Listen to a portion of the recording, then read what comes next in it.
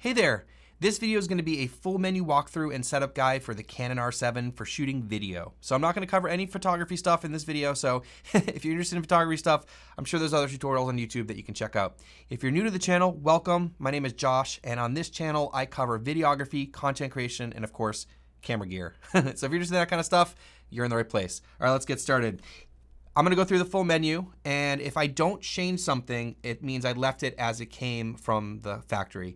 So I just reset the camera, and I want to go through everything and show you that. And then after that, I'll show you a little bit about how the camera works and dive into some of the quick menu settings and all that kind of stuff. So I'm going to show you everything here about how to set this camera up as it comes out of the box. Let's turn it on.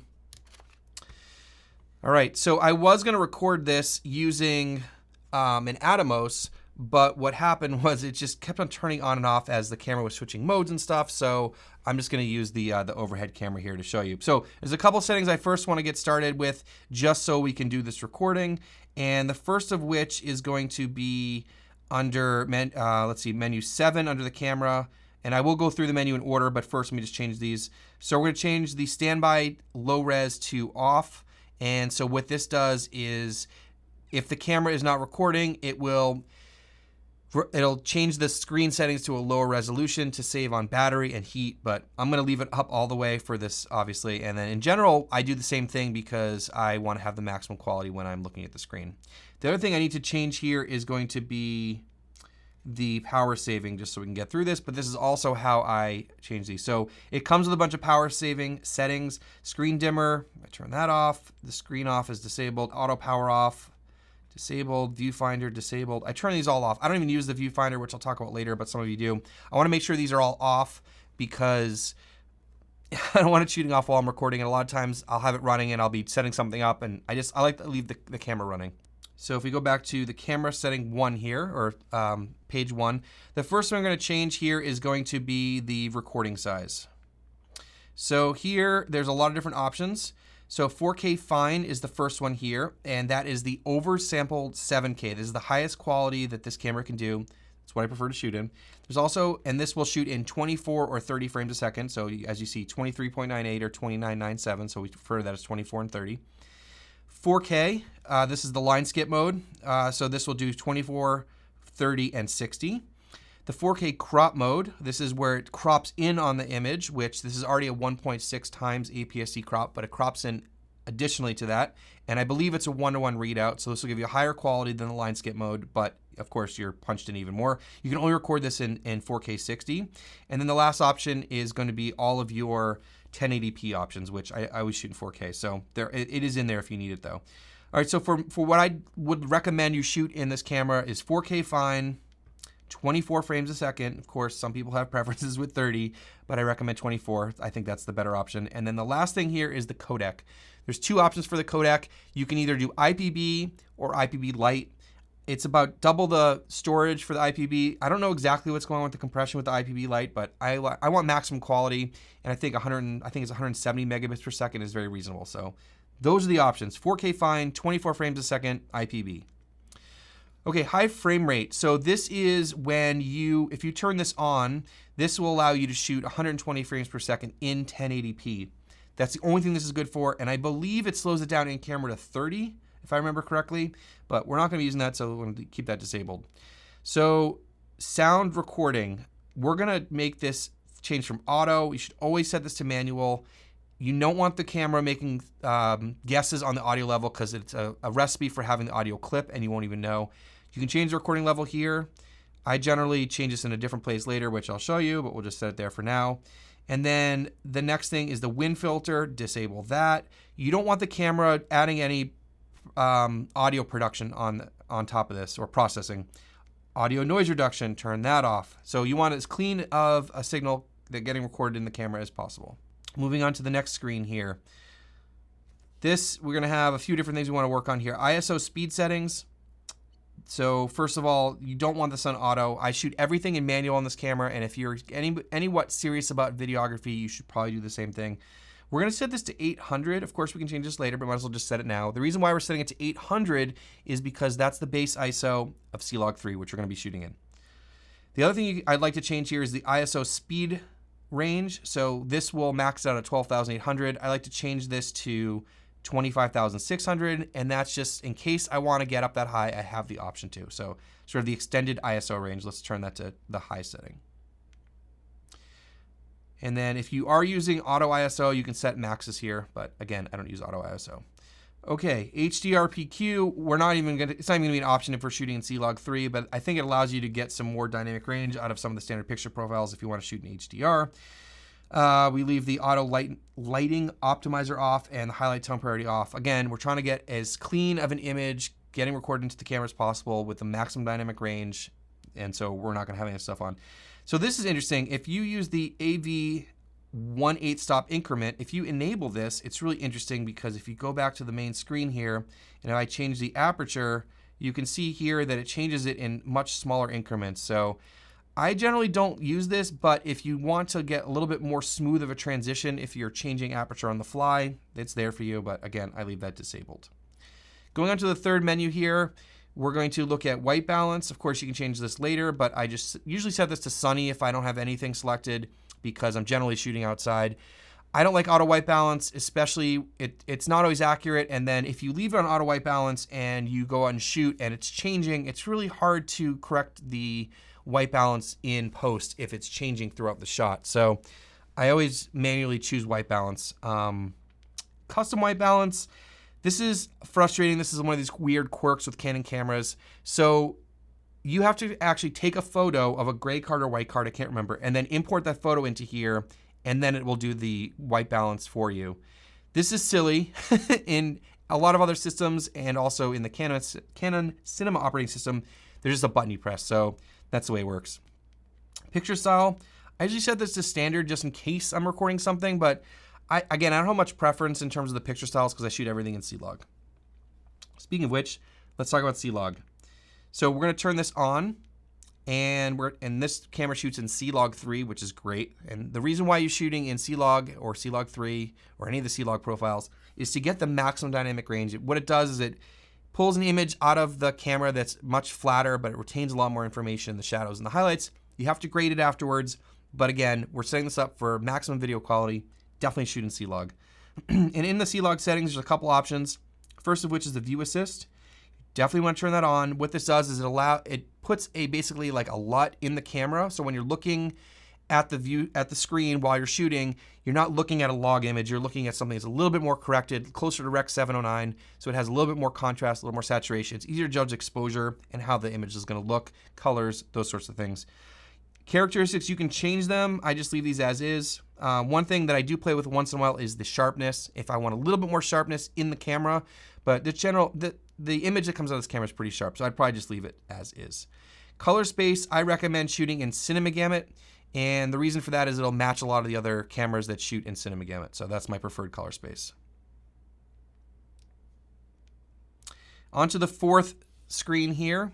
We have the lens aberration corrections. So I generally turn all of these on. If any of them are off, I turn them on. You can see here that it's showing that this is the lens that's on there, which is the kit lens, the RFS 18-150. It'll display the lens, and then I like to put those in there because unlike photography where you can make a lot of those corrections in post, it's a lot harder with video, and so I try to get it as close as possible. Now, a lot of times, especially with modern lenses, that there's imperfections in the lenses that they bank on the camera fixing in camera, like distortion, stuff like that. So like if you ever use the RF16, that has crazy distortion, but it's taken care of in the camera. So again, turn all these on. You'll be happier later for sure. High speed noise reduction. I talked about this in my R7 low light video, which I will leave linked down below. You can adjust this. I'd probably just leave it on standard, but you can use high in some situations if you're not gonna do any post-processing, but again, go watch that video.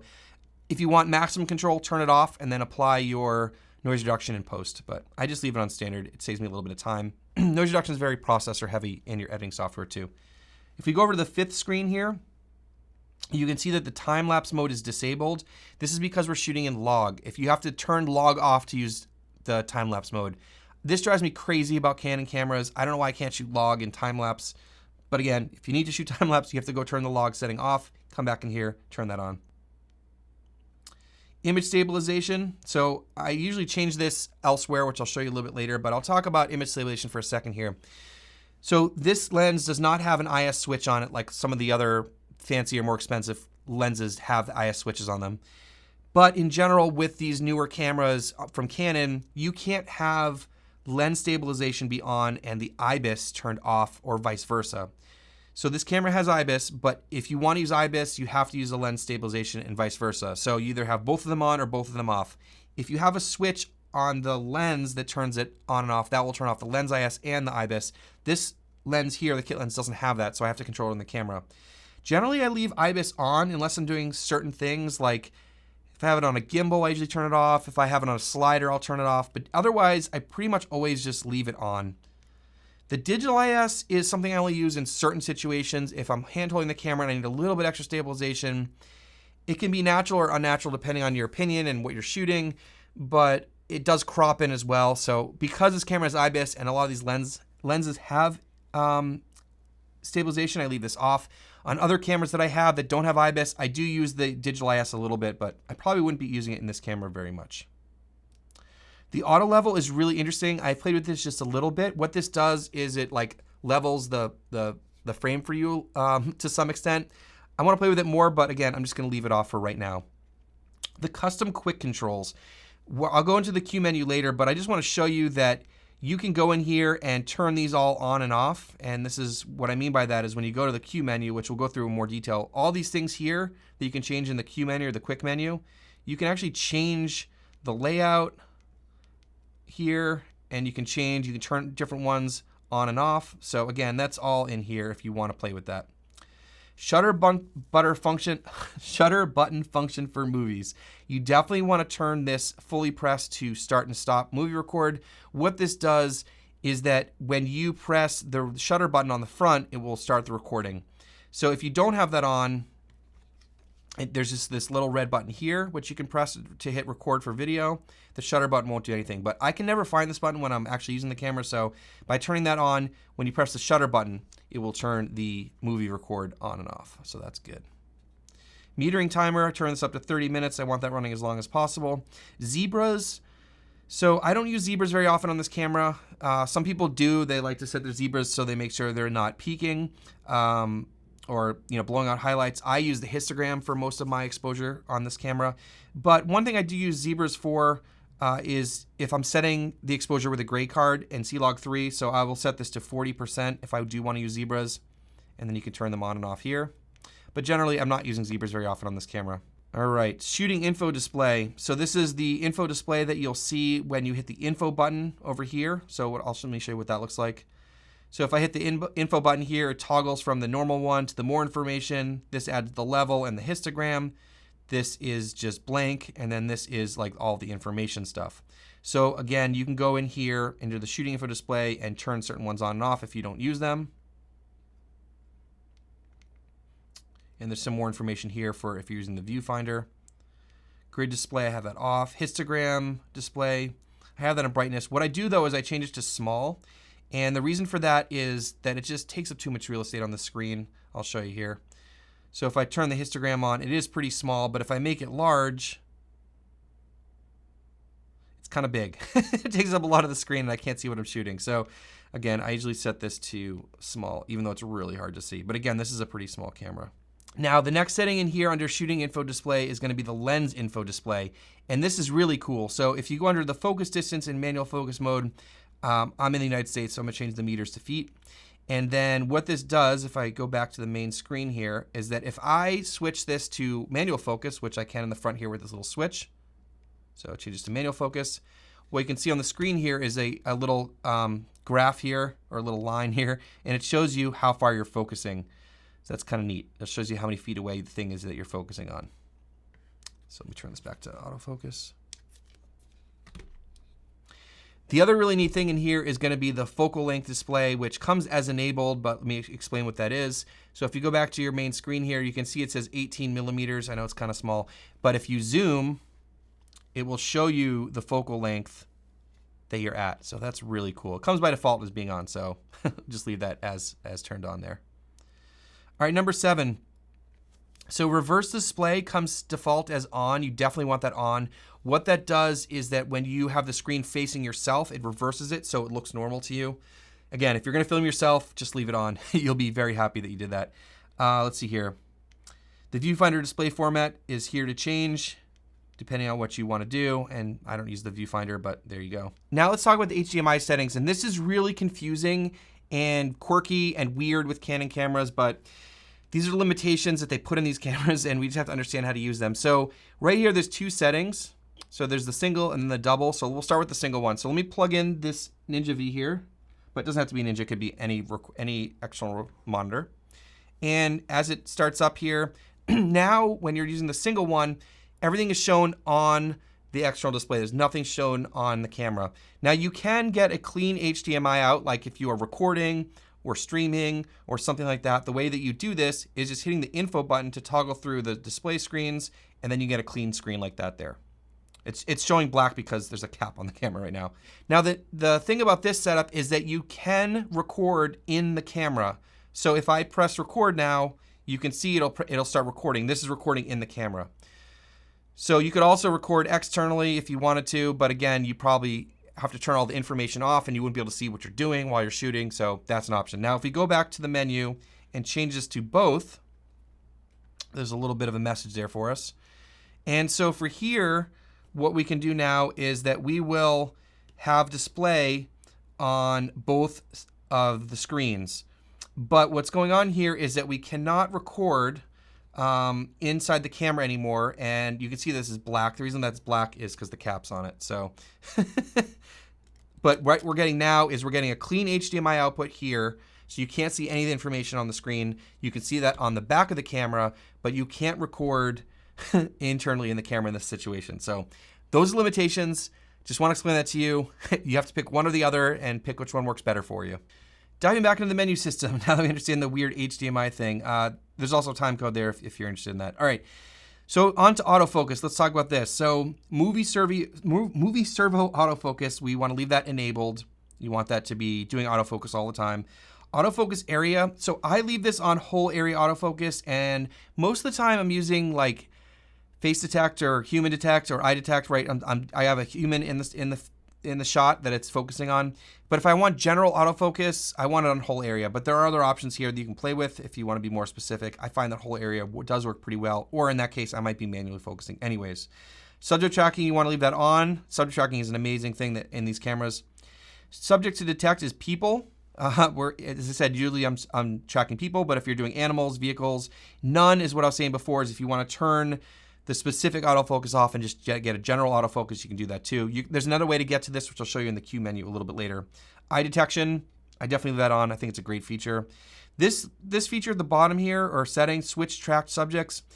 This one I haven't experimented with too much yet, but you can change it to like how often it or how sensitive it is to switch subjects. But that was it for now about autofocus settings. We'll access more of those in the quick menu, but let's go over and look at some of the manual focus stuff. So we go over to tab number 5 here. And the manual focus peaking settings, this is focus peaking for manual focus, which I turn on. And this is when you're shooting manual focus, everything that's in focus will be red. Well, I have it set on red and set to the level of high. I don't know if that's the way it comes by default. And this is my preferred method for doing manual focus and making sure you're pulling focus accurately. The other option here is the focus guide, which is the one with the triangles. So as you get in focus, you put the box on your subject and the triangles line up, you know you're in focus. But again, I just leave this on because when you switch to manual focus, it'll turn the focus peaking on for you automatically. Number 6, the only thing I want to change in here is the RF lens manual focus ring sensitivity. This one is important to change because these lenses are focused by wire. And what I mean by that is when you turn the focus ring, you're not actually focusing the lens. You are sending a signal to the camera, which then focuses the lens. So it's focused by wire.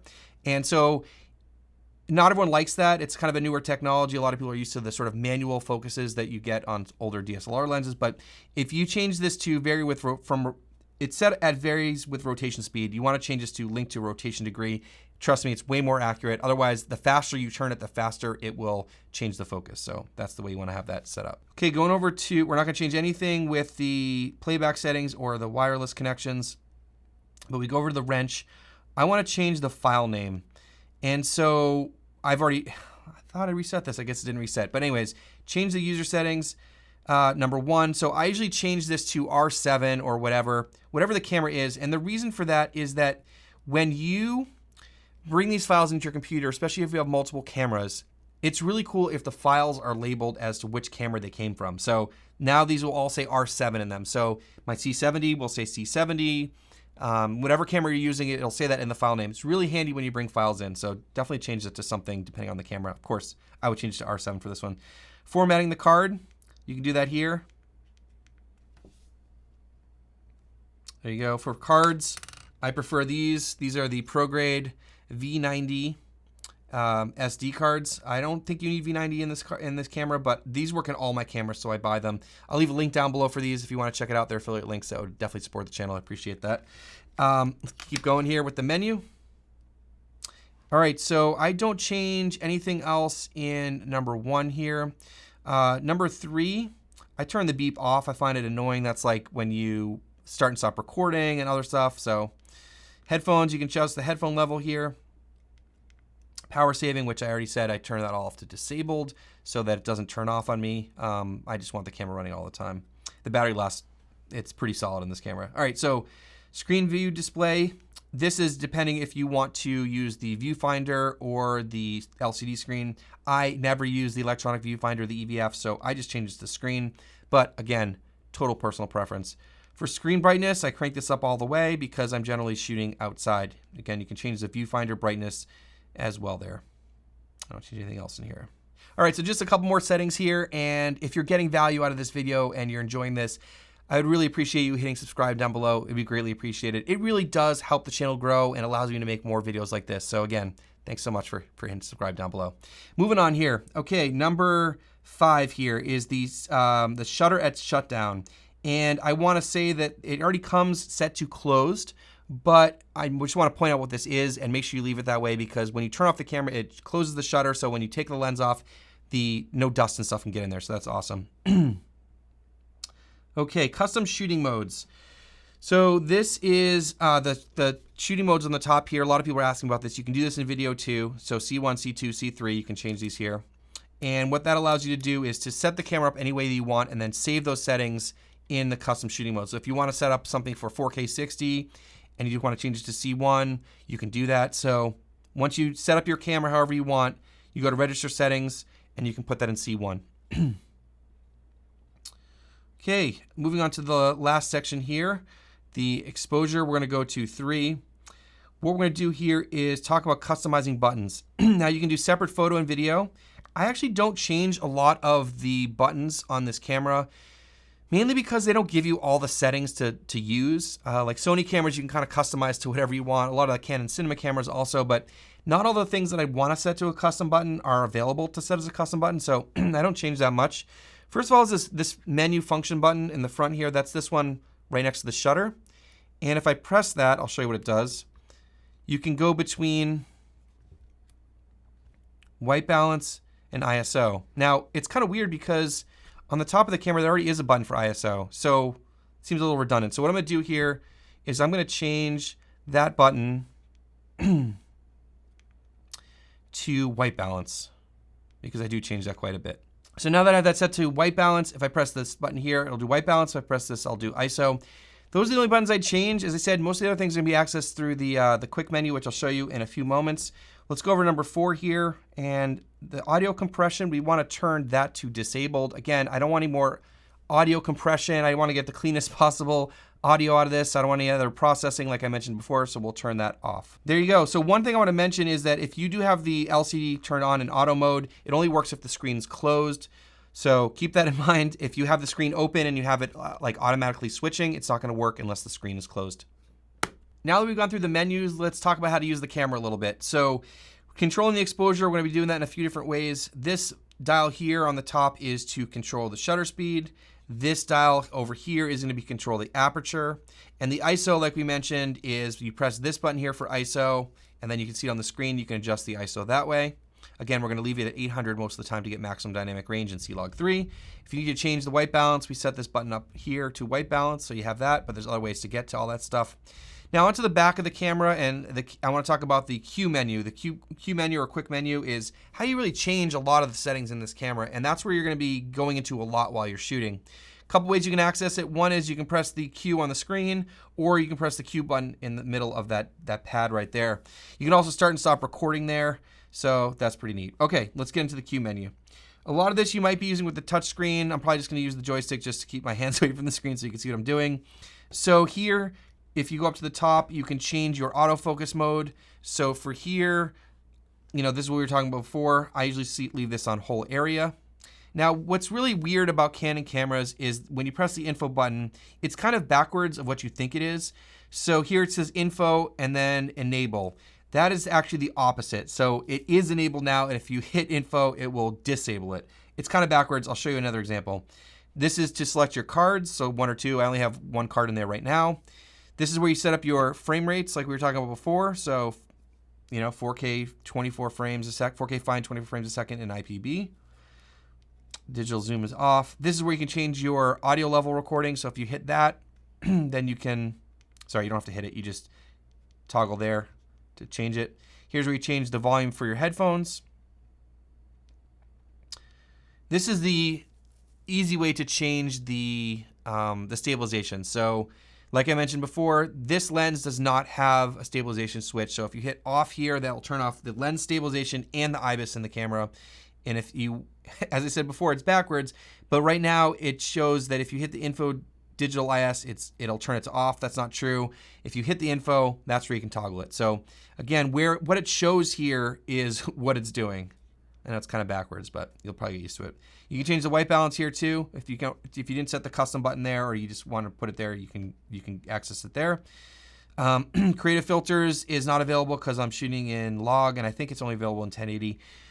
But the subject to detect here is something that I do change often. Like I mentioned before, if I want to not use autofocus on people, I can change this to animals, vehicles, or off. And so that's a quick way you can change that there.